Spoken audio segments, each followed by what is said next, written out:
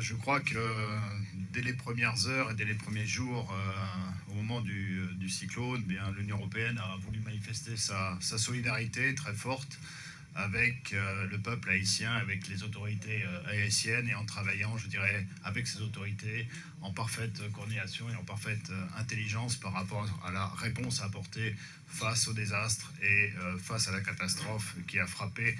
Je rappelle non seulement le sud du pays, on pense souvent effectivement au sud, mais aussi le nord-ouest, hein, les communes de Bédouène, de Saint-Nicolas ou d'Anse Rouge par exemple, ont été, on le sait, également frappées par le cyclone qui a touché le pays.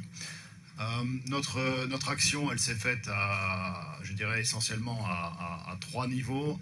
Une réponse, je dirais, dans l'urgence immédiate, donc la mobilisation de crédit, la mobilisation d'actions directes de soutien aux populations dans le besoin. Il y a une action qui a été activée par les autorités haïtiennes, c'est ce qu'on appelle notre mécanisme européen de protection civile, et j'en dirai deux mots tout à l'heure. Le ministre a déjà parlé de deux bateaux qui étaient là, effectivement, qui font partie de ce mécanisme de protection civile. Et la troisième réponse que l'on a essayé d'apporter, ou qu'on est en train d'apporter à l'heure actuelle, c'est l'analyse des dégâts, je dirais, la réflexion par rapport à ces dégâts et la définition de priorités pour l'avenir. Qu'est-ce qu'on va devoir faire, quel a été l'impact effectif du cyclone et quelles sont les mesures à court terme, mais aussi à moyen et long terme, parce qu'il va falloir reconstruire. On reconstruit évidemment dans la durée, et c'est ce qu'on aimerait faire avec les autorités et avec l'ensemble de la population haïtienne ici dans les semaines, dans les mois et probablement dans les années à venir. Alors, tout d'abord, l'urgence. L'urgence, je dirais une chose tout d'abord, c'est que ça se prévoit.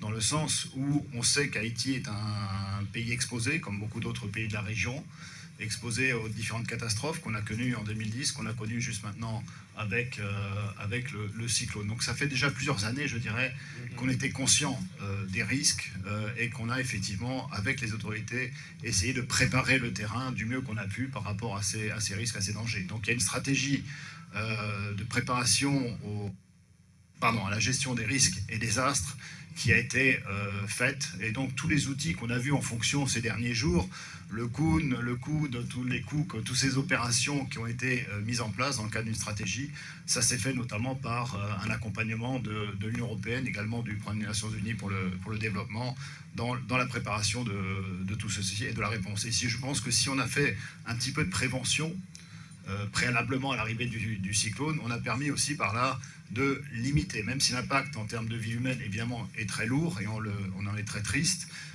je crois qu'on a réussi quand même aussi par la prévention, par la mise en protection, par l'évacuation des zones côtières et des îles, on a réussi quand même également à éviter un bilan humain qui ne soit encore plus lourd que celui qu'on a connu.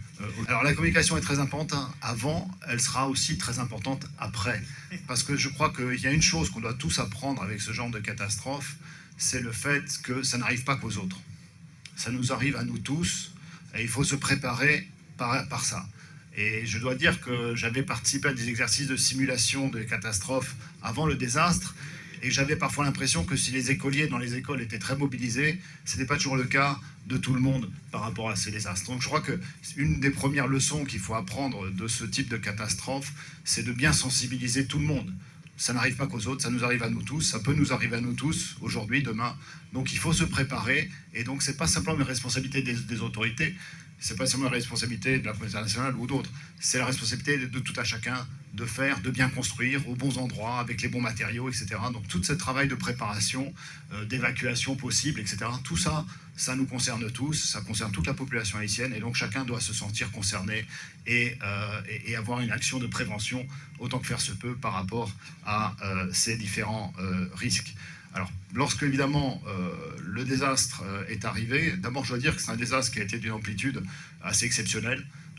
L'ouragan se déplaçait très lentement, comme on sait tous, et donc il a fait tourner sur place pendant 3, 4, 5, 6, 8 heures parfois, et donc on voit bien aujourd'hui l'ampleur de dégâts qui sont tout à fait considérables. Donc la réponse. La première réponse, c'est la réponse dans l'aide d'urgence. Donc on a mobilisé immédiatement des crédits financiers, soit directement de l'Union européenne, à travers notre programme d'aide humanitaire ECHO. Donc 1 755 000 euros ont été mobilisés, qui ont été dédiés et mis en œuvre sur le terrain par nos partenaires habituels qu'on a en la matière, notamment la Croix-Rouge internationale et ses réseaux haïtiens, évidemment, ici sur place, mais aussi à travers l'UNICEF, qui est un partenaire avec lequel on travaille de longue date sur ces différentes questions. Donc eux, sur le terrain, à travers le réseau, ont pu venir en aide immédiatement avec des kits d'assistance, avec de la protection, avec des abris, etc., pour répondre aux besoins immédiats de la population. L'Union européenne, c'est aussi ses États membres. Des États membres ont répondu également. Les Britanniques ont injecté immédiatement également 6 millions d'euros. L'Allemagne a dépensé également 2 millions d'euros immédiatement dans la mise en œuvre de la réponse de l'urgence, l'acheminement de kits alimentaires, l'acheminement de kits médicaux, de kits anti-choléra, etc., d'abris. Tout ceci a été fait et mis en place par l'Union européenne et par ses États membres dans la réponse immédiate. Ensuite, j'ai proposé aux autorités d'activer notre mécanisme européen de protection civile, ce qui a été fait d'ailleurs dans les heures qui ont suivi le passage du cyclone, ce qui nous a permis de faire une chose très importante, de récolter les besoins et les demandes de l'État haïtien et de la population haïtienne et de lancer un appel à la générosité européenne de ces États membres pour qu'ils puissent répondre. Alors ça s'est traduit par des choses tout à fait concrètes. Tout d'abord, l'acheminement de 3 avions cargo, 2 avions français, un avion espagnol qui ont atterri effectivement ici à Port-au-Prince avec 35 tonnes de matériel qui a été immédiatement mis à disposition et qui a été acheminé vers les territoires en nécessité. Alors ces matériels, c'est du matériel d'aide d'urgence et de protection civile classique. C'est des bâches pour reconstruire les maisons, c'est des kits, c'est des abris temporaires, c'est des kits médicaux. C'est aussi, et là on s'est spécialisé, je dirais, un petit peu dans ce domaine, ce qu'on appelle les stations de potabilisation d'eau, parce qu'on dit l'eau c'est la vie, effectivement, et on le sait plus que jamais. Il faut de l'eau potable, que les gens puissent boire. On a je pense aujourd'hui dans le pays, il y a eu 25 stations installées, 10 sont venues de l'Union européenne très, très directement, et la plus grosse, elle est installée aujourd'hui à Jérémy. Elle produit 70 000 litres d'eau par jour pour alimenter la DINEPA, l'UNICEF, l'hôpital qui est installé là-bas à Jérémy, qui permet effectivement de subvenir aux besoins en eau de la population de Jérémy et des communes avoisinantes. Donc c'est un exemple, mais c'est un exemple très concret, très vivant et très utile. Donc on a eu cette action notamment sur le domaine de l'eau.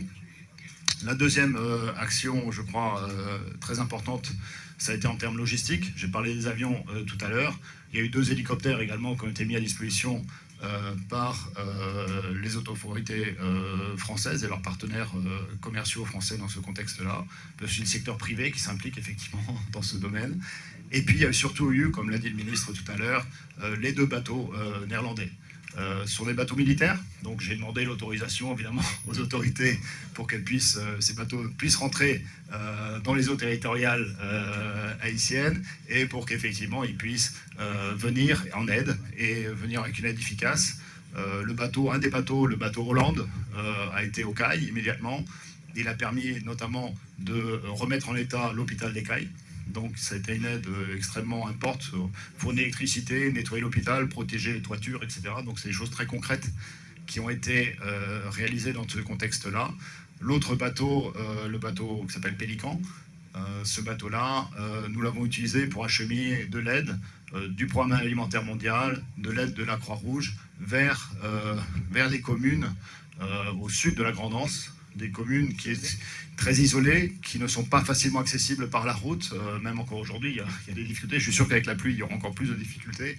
Donc c'est des bateaux qui peuvent, à l'avantage, se mettre auprès des côtes et avec des zodiacs assez importantes, les différents bateaux qu'on évoquait tout à l'heure, qui peuvent aller sur les plages et donc livrer directement aux populations. Important à souligner qu'on a embarqué à bord des navires des membres des autorités haïtiennes, de manière à ce que le dialogue se fasse bien avec les autorités locales sur place et la population locale sur place pour organiser effectivement dans une bonne façon, je dirais, la distribution de l'aide et que cette distribution aille effectivement à ceux qui en ont immédiatement le besoin. Donc c'est un gros apport logistique. Ces bateaux font la navette actuellement entre Port-au-Prince et ces différentes villes, que ce soit Anse-des-Naus, que ce soit Port-à-Piment, que ce soit Chamblin, etc.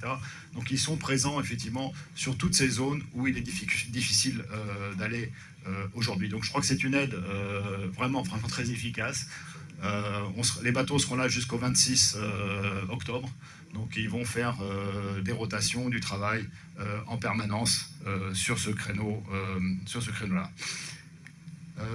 Troisième chose que je voulais mentionner, ça c'est la protection civile, donc l'aide qu'on apporte. Il y a aussi, bon, pour donner un exemple, la station de potabilisation d'eau à Jérémy, il y a 60 sapeurs-pompiers français qui la gèrent. Donc c'est pas une petite opération, c'est vraiment une opération tout à fait majeure qui a été mise en place dans ce contexte-là. Mais il faut réfléchir à l'avenir, évidemment, et ça c'est le troisième volet. On fait plusieurs choses à ce niveau-là. La première chose, c'est avec nos collègues de la Banque mondiale et du programme des Nations Unies, on a lancé une étude effectivement sur l'analyse des dégâts. Quelle était la situation avant le cyclone, quelle était la situation après le cyclone, et on va disposer très rapidement de l'analyse précise des dégâts. Ça se fait évidemment avec tous les ministères concernés qui sont mobilisés sur cet exercice. Donc c'est une analyse.